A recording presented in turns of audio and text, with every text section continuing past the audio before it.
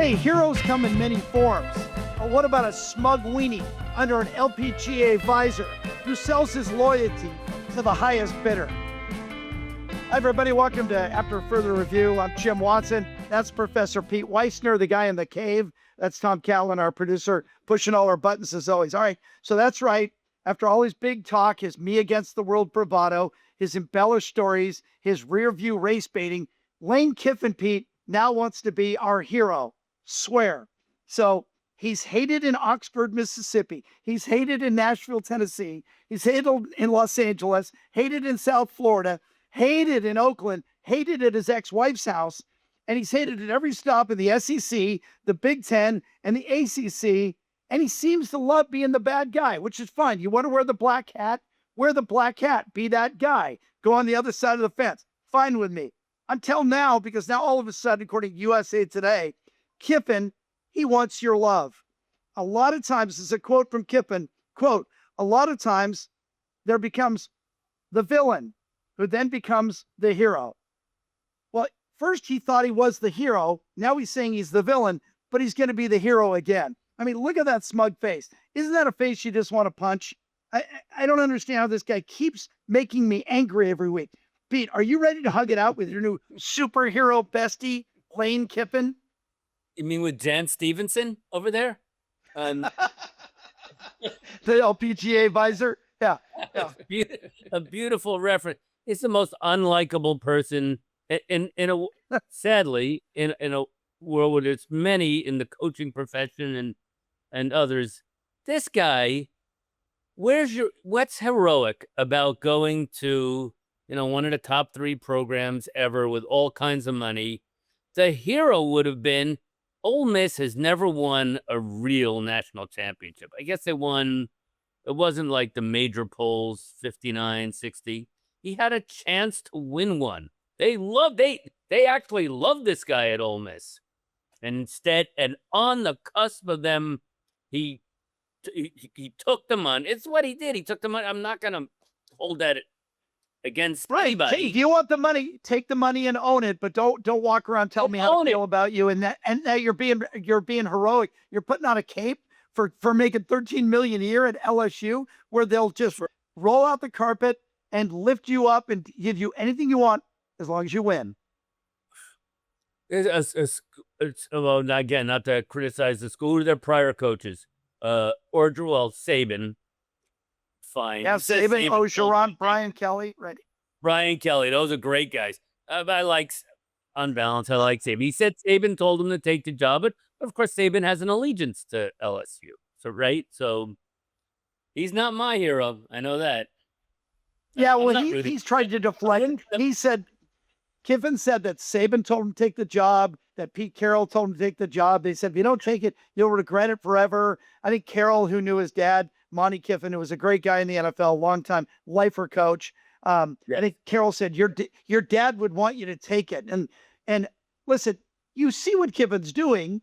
He's already writing the pamphlet about his life. He's telling us, I'm going to win here, and that makes me heroic. I don't know anything about this that's heroic. It's financial. It's superficial. It's pointless. It's college football. I get it. It's a big deal in the South. It's huge in Baton Rouge. I understand all that. It's still sports. Like, I worked in sports for 40 years. I never thought it really mattered that much. It's commercial. It brings in money. It's entertainment. But you're not changing the world, right? Like, when the Cleveland Cavaliers won the championship, LeBron said, we shocked the world. Yet I don't think anybody in China had a LeBron jersey, right? They do now, but they didn't then. Getting back to him taking the job or not taking the job, though, I think we all would have taken it. I would have. Of course, but I'm not then going to tell you, hey, I'm a hero. I'm going to make you love me now. And you guys, here's how he plans to do it, because you can't just say, I'm going to be your hero. I'm going to be your Huckleberry. You can't just claim it. You have to do it. So what's the plan? You know what his plan is? Get this. He must have the boys in the lab working all weekend. He's going to win football games. That's his plan. He's going to win. He's going to win football games. And he says, if I win, that will prove that my decision was correct. It does? See, look, he's telling you the equation and he's already told you the answer to it. So listen, he thinks he can win your love just by winning games. Have that work out for Bill Belichick, for Nancy Kerrigan, for Bobby Fischer, for Ricky Henderson, for Richard Sherman, for Terrell Owens, for Christian Leitner, for Genghis Khan, William Tecumseh Sherman, Henry VIII, and Jared the Subway guy. How'd that work out for those guys? I love a list. You'll be on my list soon, Tommy. If you ask, He also says, Tommy's on my hero list. He is. This guy, what's he getting? $13 million a year, Jim? Tommy? $13 million a year. Yeah, They got he's a coaching nil football. And they got like the highest nil or one of the highest nils. A hero would have been winning a national championship at Ole Miss with Trinidad Chambliss as your quarterback. That makes you a hero, doesn't it? That's And right. he wasn't That's getting right. paid $5 at Ole Miss. Wait, Peter, are you talking about an all-white Oxford, Mississippi? Yeah, 60 years ago. Yeah. But remember, Kiffin was saying Well, that's why he couldn't recruit black athletes to Oxford because there's not enough black people there. He mentions segregation, and the best quarterback in the country, in my opinion, is a black quarterback at Ole Miss. So, and by the way, if I was in the PR marketing department at Ole Miss, I would make up shirts with a little hyphen so it says Ole Miss. You'd sell 1 million of them. Right. See, That's just me. It's always working. It's always working. There's no off switch on the Genius machine. There's a dimmer switch. if you're gonna add me to the list, will you take Ricky Henderson off? He didn't do anything wrong. He just said today I am the greatest in the world. I think Lou Brock agreed.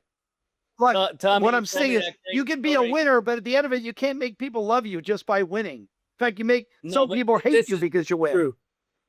This is lovable. Tommy told me the story when Tommy was with the San Diego Padres. Ricky was trying to get a job. He didn't have an agent. He called up the Padres. Tommy, is this right? Yeah. He says, this is Ricky calling on behalf of Ricky. True story. So let's take Ricky off the list. Right? Wait a minute. Tommy, is that right? That's true. I'll tell you the famous one that I heard because I worked for the Mariners in Seattle for 3 years and John Olerud was there and the Yes. story and I don't know if it's ever I know been this story. We all know the story, right? So I'm a Met fan. Olerud's what team were they together on? They Mets, came it was the together Mets. where it was the Mets. All right, the Mets. And Ricky Henderson walks into the clubhouse, and if you remember, John Olerud wore a batting helmet in the field to protect himself, which turns out to be a foreshadowing of what people do now. And Henderson saw him and said, I used to play with a guy who wore a helmet in the field. And he goes, yeah, Ricky, that was me. We were teammates for 3 years in New York. Which I don't even care if it's true. I love that story. So I'm going to keep telling it. So how about this? If you don't think that Kiffin has stumbled all over our garden of temerity, how about this? He also says, besides winning, he's got to sweeten the pot here. He says, I also plan to make up for my past by, quote, being a good person. I'm sorry, that train has left the station, Lane. It's unbelievable. It's all admirable, but to me, Pete, it sounds more like a con than conviction. But that's just me. I've known the guy. I covered him when he was at SC. I was their sideline reporter when Sarkisian and Kiffin were the co-coordinators for Pete Carroll, and they were awesome, and they're great coaches. Then they both went to Bama and won multiple titles with Saban. Nobody's saying they don't coach great football, but Kiffin has failed a lot of places. And now he's got Ogeron, his old buddy and Ogeron was the guy recruiting all those teams at SC. And I liked Eddie. Eddie O, I was calling high school football for Fox in Southern California on Friday nights and then doing the SC games on Saturday at the Coliseum.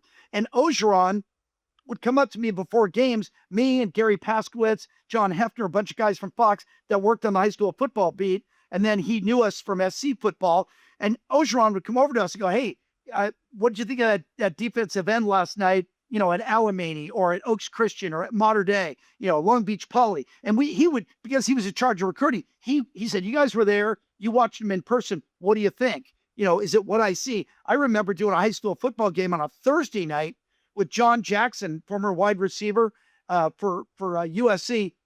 And then on Saturday, we're going to do the Oregon game. And we flew all the way to Eugene, and we walk into Mike Belotti's office, and they said, well, he's in the conference room with the coaches.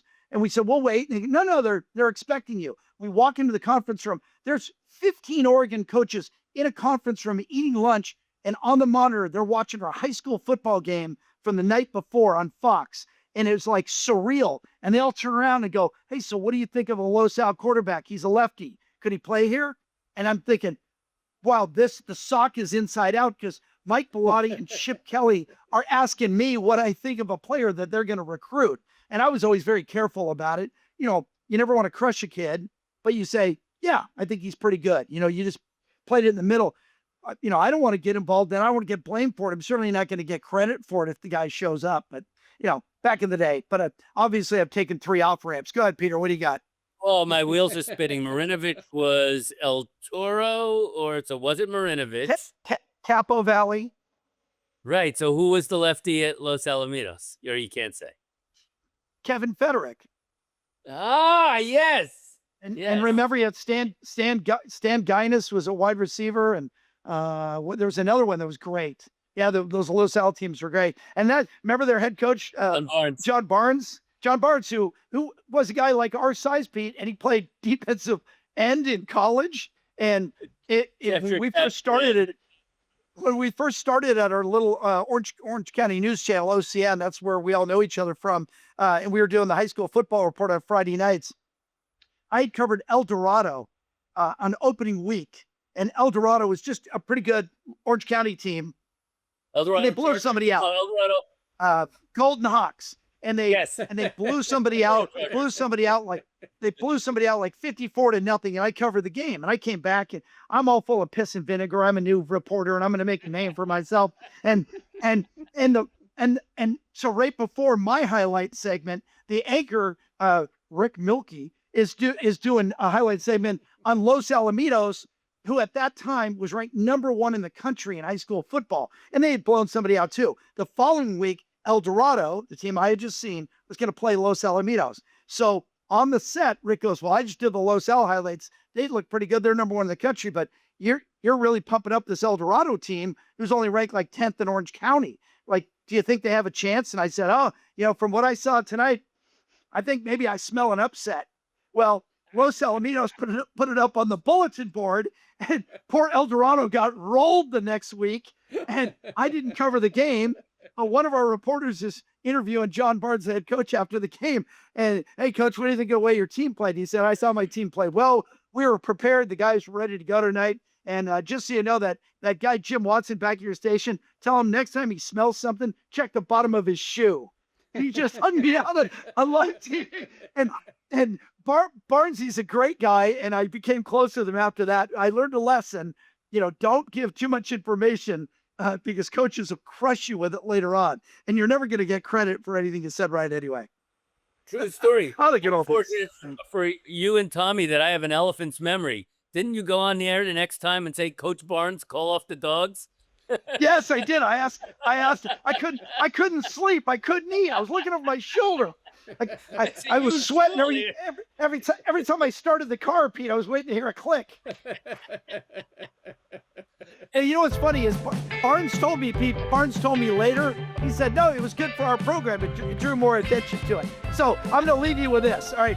And this is for Kiffin. Remember, this whole segment was about Kiffin. Let me remind Coach Kiffin that decisions and actions have consequences.